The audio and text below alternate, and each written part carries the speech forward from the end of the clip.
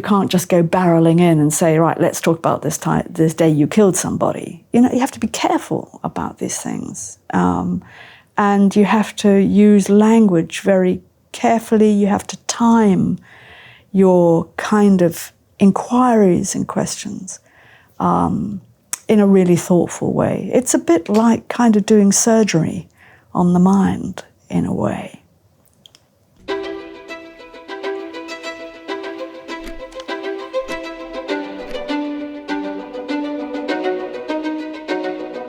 What were you like as a child, Gwen, and did you always have an interest in the way people's minds work? Well, as a child, I really enjoyed reading detective stories. Agatha Christie was what I used to take out from the public library with my mum when we went every week. I really enjoyed those kind of murder mysteries, and they're still something that I enjoy. But in terms of real cruelty and real violence, I think I was very influenced as a young woman by the early accounts of the Holocaust. As we learnt more and more about the Holocaust, it was clear that ordinary people and ordinary governments had actually done something to a subgroup of the population, of the citizenry who were entirely innocent. And they had been tormented and then killed. And how did that happen? How did that come about in a country that had a government, an elected government, that was famous for its music, its poetry, its prose, its culture generally? How could that have been? So I was interested in how people come to let themselves do terrible things. And I was also interested in the kind of philosophical aspects of it, about how should we judge people who've done terrible things when they were actually not themselves at the time, when they really weren't well. How should we judge them? How should we react to them? It wasn't really the violence in itself so much that I was interested in. And how did your career in forensic psychiatry begin? Well, when I started working in forensic psychiatry, I was working in South London in an outpatient service. And then in the early part of my career, there was a government policy to develop more secure kinds of psychiatric services. So I worked in what was then called a medium secure service. And then after that, I went to work in a high secure hospital. The one that's probably best known is Broadmoor Hospital. And that's where I went to work first as a junior trainee and then as a consultant. My first visit to Broadmoor was when I was still training. And I guess like most people, I had kind of ideas of it being a weird and strange and frightening place. And certainly the pictures that are often taken of the 19th century buildings kind of gave a kind of horrific kind of look or something kind of dank and frightening. But when I actually went to visit there, what you saw within the walls was really a very typical psychiatric hospital with lots of buildings which house the places where people sleep and then buildings where people go to do occupational therapy or psychological therapy. It's a very modern building and doesn't look anything like the kind of 19th century images of Victorian asylums that people get so kind of find so creepy. The only thing that marks it out really is that it has extra security that other hospitals don't have. And the other thing is that probably all of the people there have done something frightening and violent, often fatal violence. I read that you happened to meet Peter Sutcliffe. Well, I think it would be fair to say that he was pointed out to me once. I mean, even within Broadmoor, Mr. Sutcliffe was unusual. There were two things that were kind of striking about that. One is just the fact that people went to the bother of pointing him out, as if that was going to tell me anything. Oh, look, there's so-and-so. And, so what?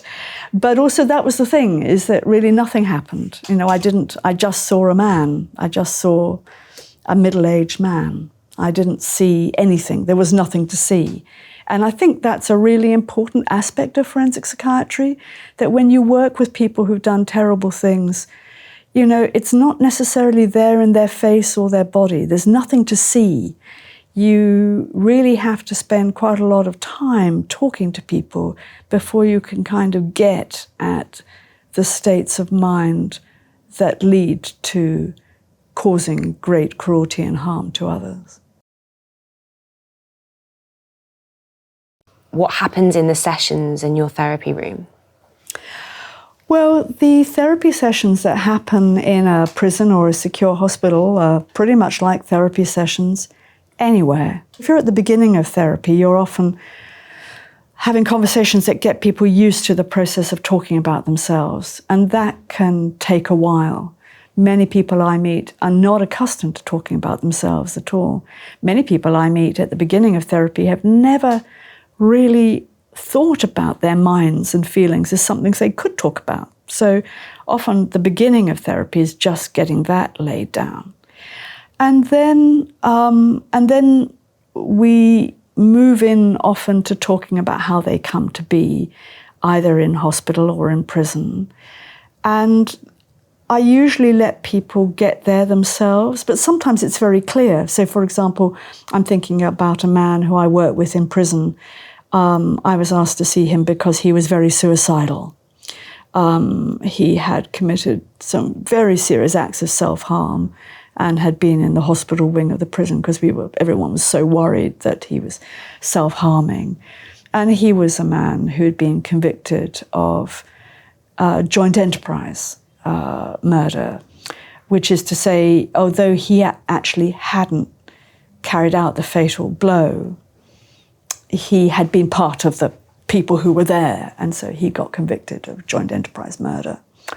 And he found this very distressing, partly because he'd never been in trouble with the police before, and he was somebody who was a kind of regular guy.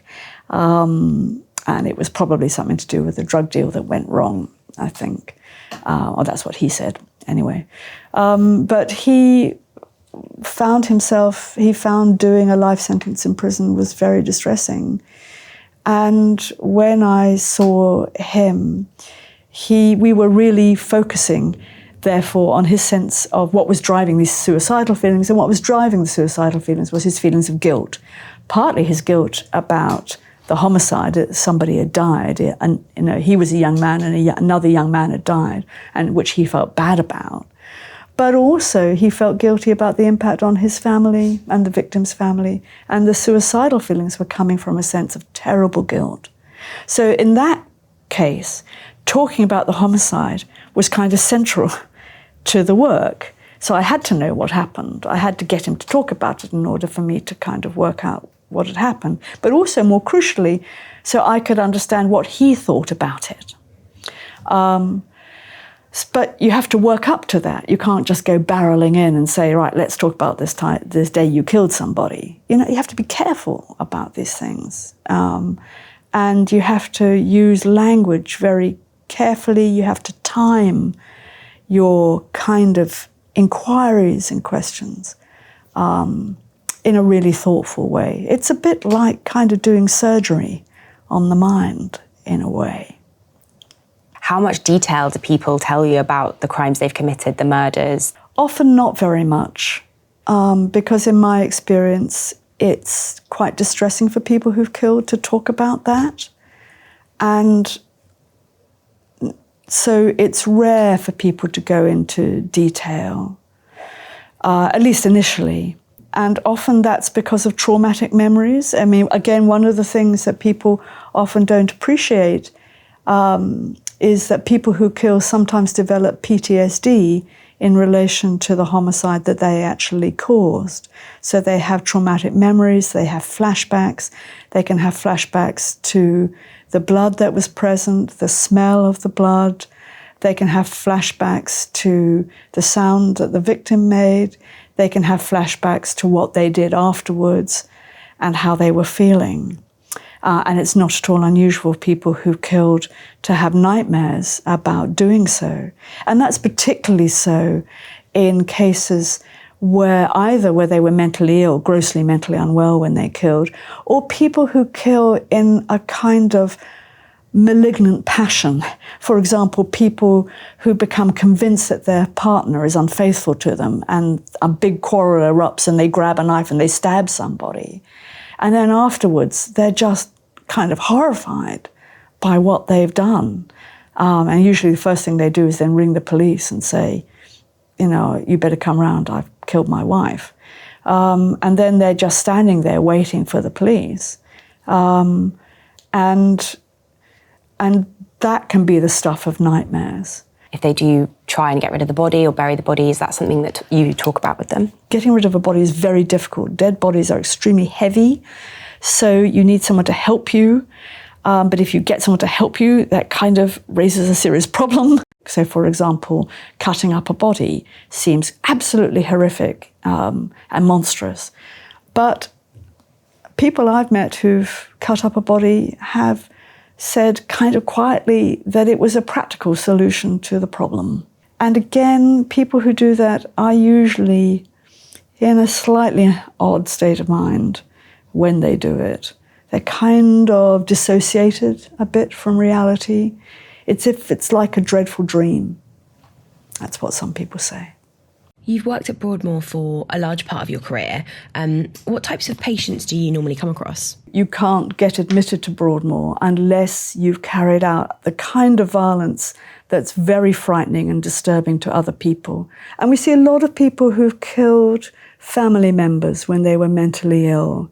And I worked a lot with people who'd killed in that way. And in fact, together with some excellent colleagues of mine, we set up a therapy group for people who killed, which was called, not very imaginatively, a homicide group.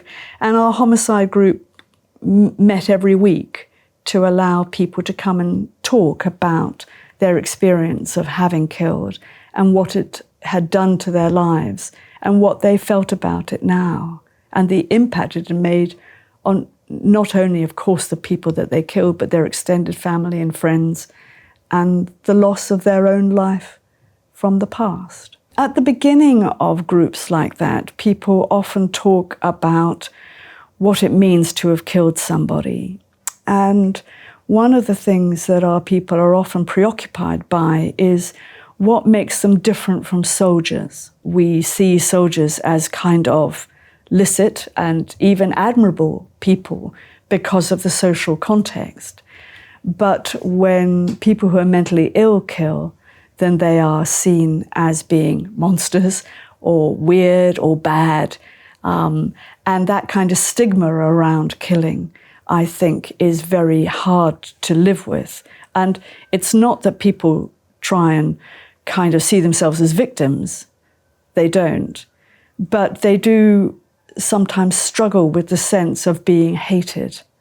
And have any of your patients experienced that feeling? So I'm thinking now about somebody who had a long history of mental illness, and she had religious delusions, and she developed the delusion that she was being persecuted by the Antichrist.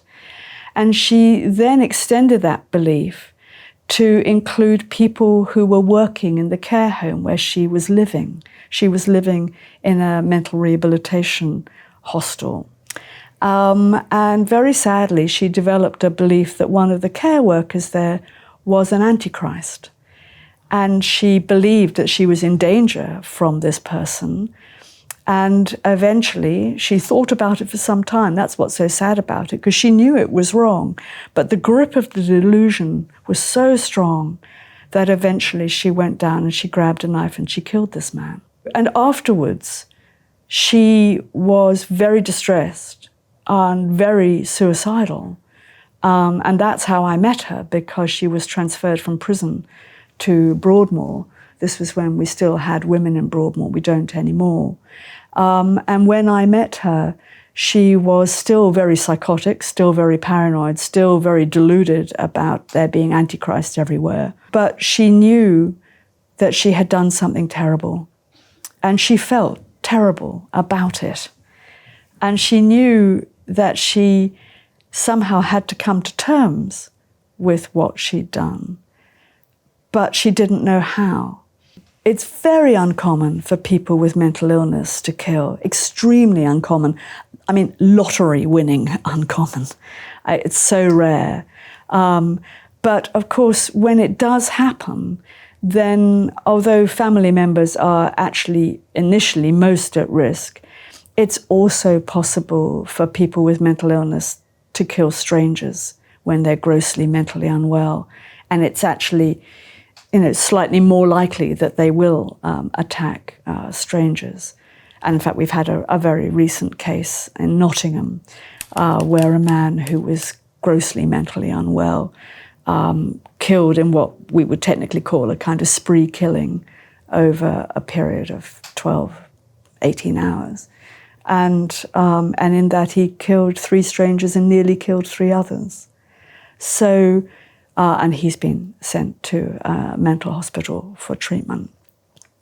But, in that state of mind, it's very likely, I don't know the man and not met him, but from what I've read about him and from my experience of not dissimilar cases, I think he was probably extremely paranoid and believed that his only way of surviving was to protect himself from all the people who I imagine he located danger in.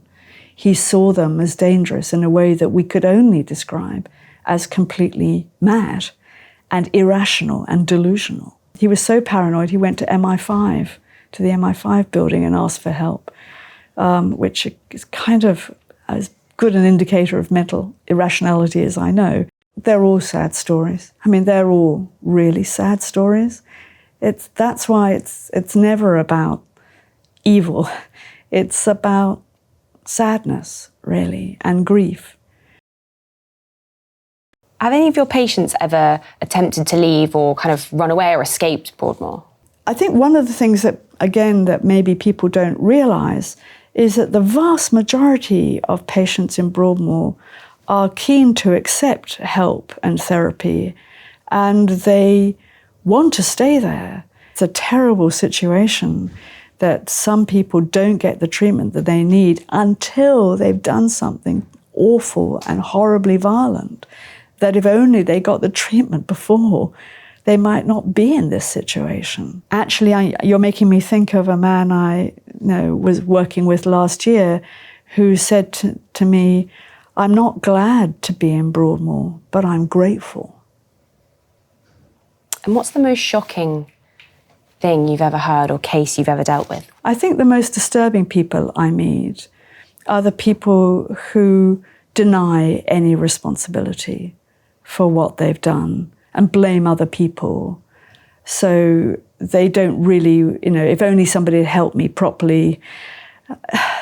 It's more about, I'm a good person, the victim was a bad person, these kind of things. I think those are the cases which I find disturbing, because it's hard to know how to engage with people who are in denial of reality. The kind of situations, funnily enough, where I meet this now is not so much in the criminal courts, but sometimes in family courts, where parents are accused of assaulting or hurting their children.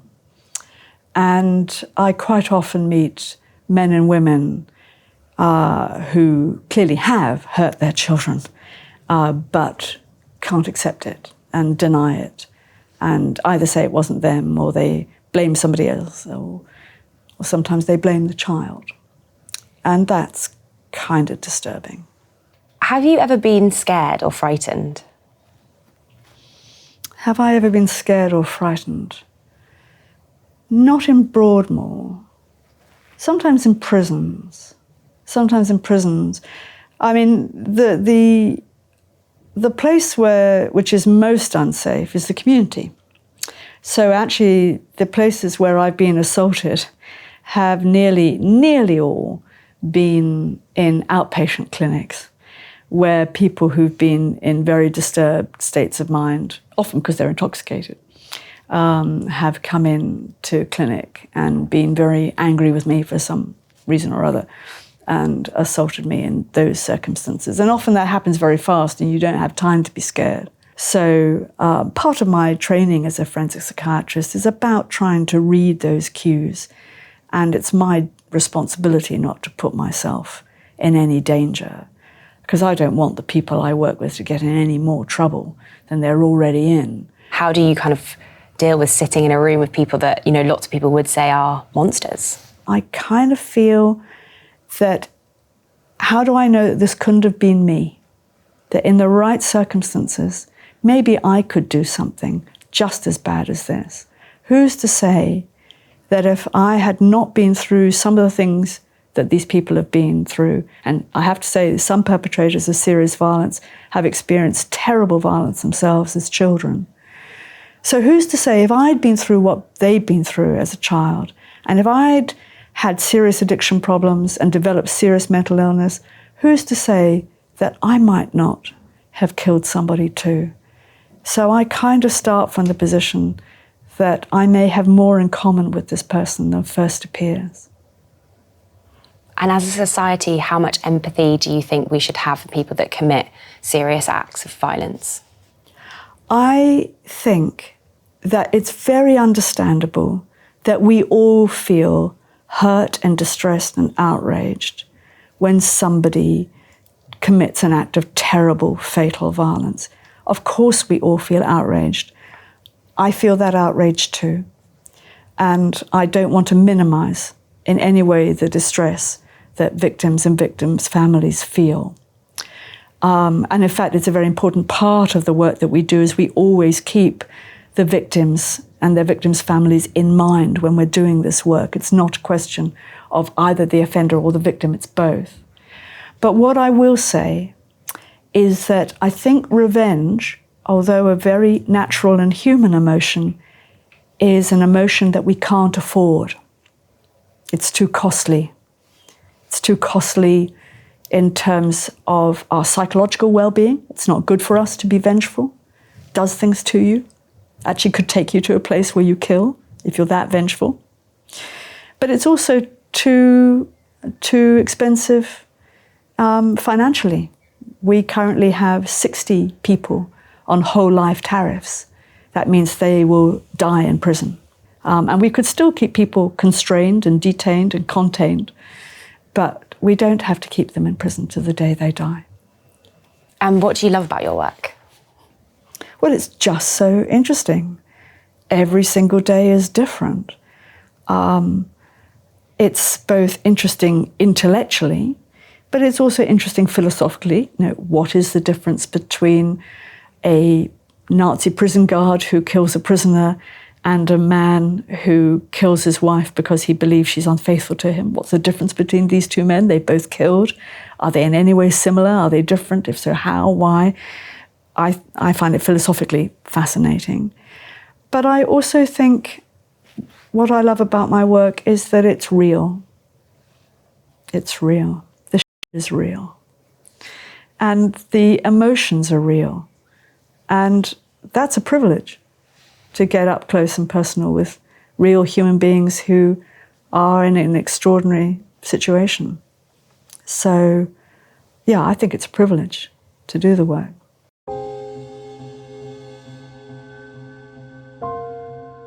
I'd left school with no qualifications and I just took a part-time job at a cash and carry store. I remember a chap coming up with his family to look at a radio, and I went up onto the ladder to get this radio.